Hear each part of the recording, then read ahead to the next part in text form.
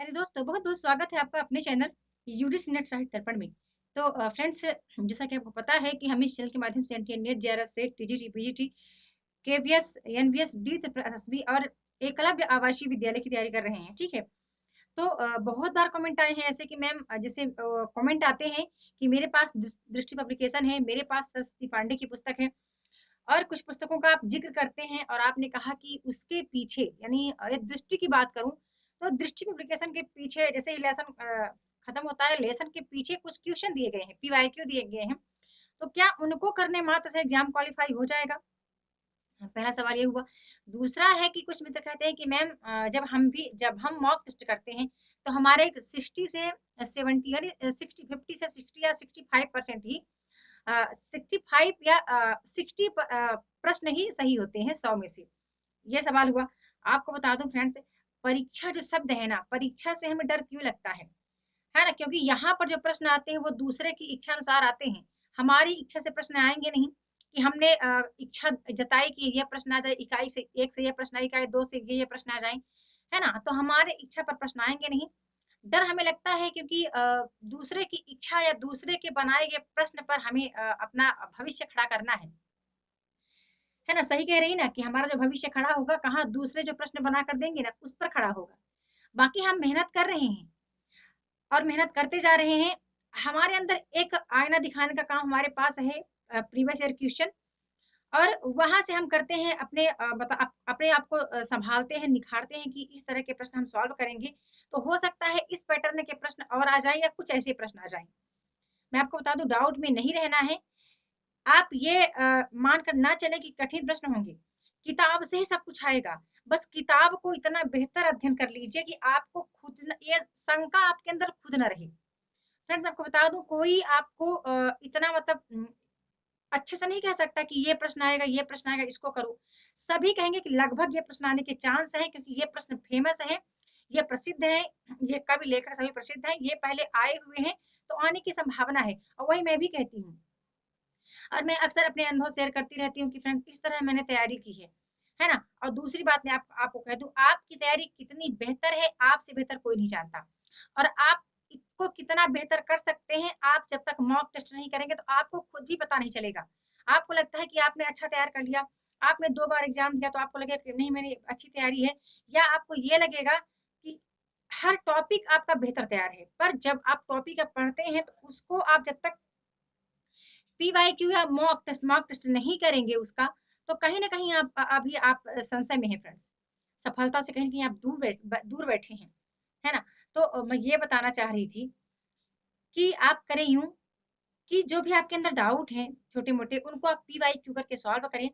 हाँ, पुस्तक आपके पास दृष्टि एप्लीकेशन है, बहुत बेहतर है। आपके पास पांडे जी की पुस्तक है, बहुत ही अच्छी है। आपके पास प्रतियोगिता साहित्य है, वो भी बहुत अच्छी है ना? क्योंकि मैं अक्सर ही कंसेप्ट करने की बात करती हूँ फ्रेंड्स। मैं अक्सर कहती हूँ कि आपका कंसेप्ट यदि क्लियर है, तो आप कोई भी प्रश्न कैसा भी आए, आप उसको कर लेंगे। आप अच्छे से कर लेंगे उसको। हाँ, माफ़ कीजिएगा। दरअसल मोबाइल का कुछ कनेक्शन सही नहीं चल रहा था इसलिए। बात ये है कि आपको यदि 6% में आना है, ठीक है? आपको पता है कि आपकी परीक्षा में जो आप परीक्षा देने जा रहे हैं यूजीसी नेट का या जहाँ भी परीक्षा देंगे, आजकल लगभग हर किसी एग्ज़ाम के लिए 8 से 10 लाख अभ्यर्थी बैठते हैं। यदि मैं नेट की बात करूँ तो 10 लाख अभ्यर्थी में से आपको 6% में आना है। 6% में आपको आने के लिए हाई स्कोर करना पड़ेगा और बेहतर स्कोर करना पड़ेगा। तो अभी से एक टारगेट सेट सेट कर लो कि फर्स्ट पेपर में आपको 25 से 30 प्रश्न करने ही करने हैं। 30 प्रश्न का टारगेट ही बना हुआ, 25 से 30 के बीच आपको अपना टारगेट रखना है फर्स्ट पेपर का। सेकंड पेपर का आपके सब्जेक्ट का पेपर है और वही पेपर जो है, सेकंड पेपर जो है वही आपको किसमें लाएगा, 6% में लाएगा। याद रखिएगा, 6% में यदि आपको आना है तो आपका जो सब्जेक्ट का पेपर है उसमें आपको बहुत अच्छा स्कोर करना पड़ेगा। क्योंकि फ्रेंड्स यहाँ पर कट ऑफ जाता है ना? तो मेरिट लिस्ट बनती है, मेरिट में आप 6% ही आएँगे। तो आप सोचो कि यदि आपने एक भी प्रश्न भी आपका गलत हुआ, ये 1-2 नंबर से भी आप चूक गए तो सोचो आपकी पूरी मेहनत बेकार चली जाएगी। आपका दिन-रात एक करके पढ़ना सब बेकार चला जाएगा, आपकी एक छोटी-सी गलती के कारण। आप यही सर्च करते रह गए कि आपकी तैयारी कितनी है, आप 60 प्रश्न सही कर रहे हैं कि 70 प्रश्न सही कर रहे हैं, या आप यही सर्च करते रहेंगे कि आपके पास जो बुक है क्या ऑथेंटिक है कि नहीं है। सभी बुक ऑथेंटिक है, बता दूं केवल 2 पुस्तकों से आपका नेट हो सकता है, यदि आपके पास पांडे जी की पुस्तक है और दृष्टि पब्लिकेशन है ना, यही 2 पुस्तकें हैं जो बेहतर हैं, बिल्कुल बेहतर है, और यहीं से प्रश्न बनते हैं।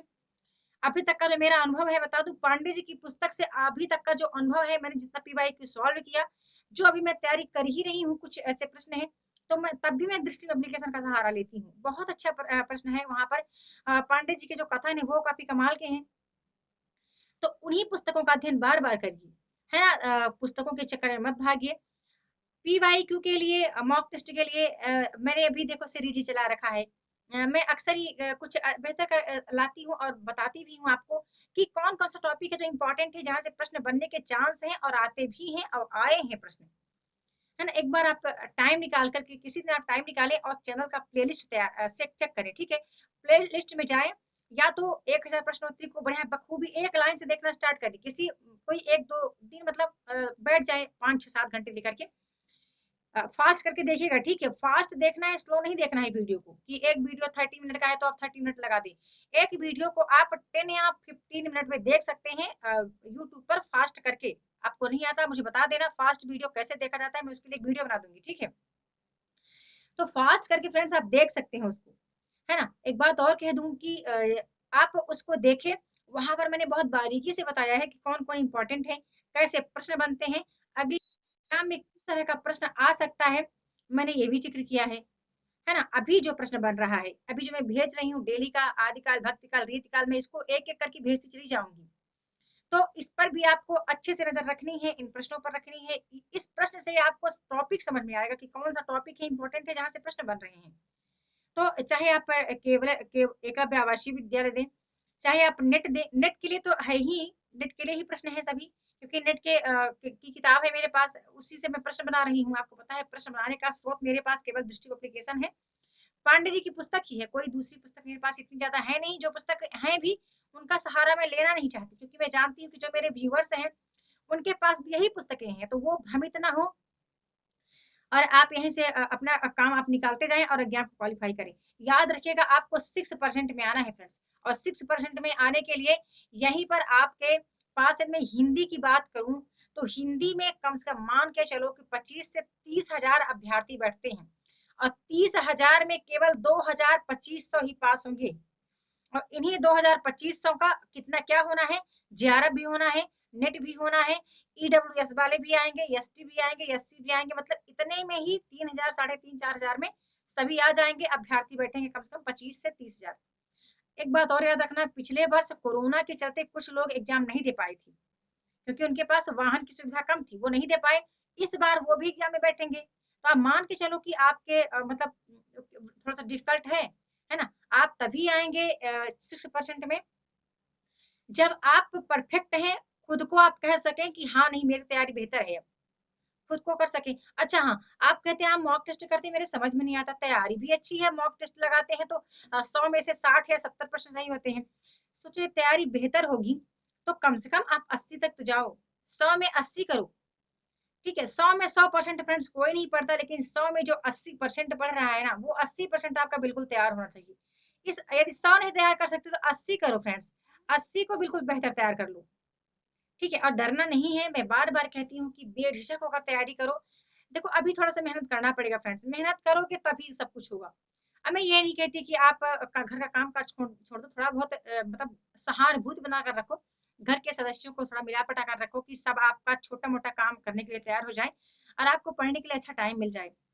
तो अभी एग्जाम काफी निकट है, आप एग्जाम के डेट की फिक्र मत करो, जिस दिन डेट आ जाएगी उस दिन आपको लगेगा कि अब मेरी तैयारी बेहतर नहीं है।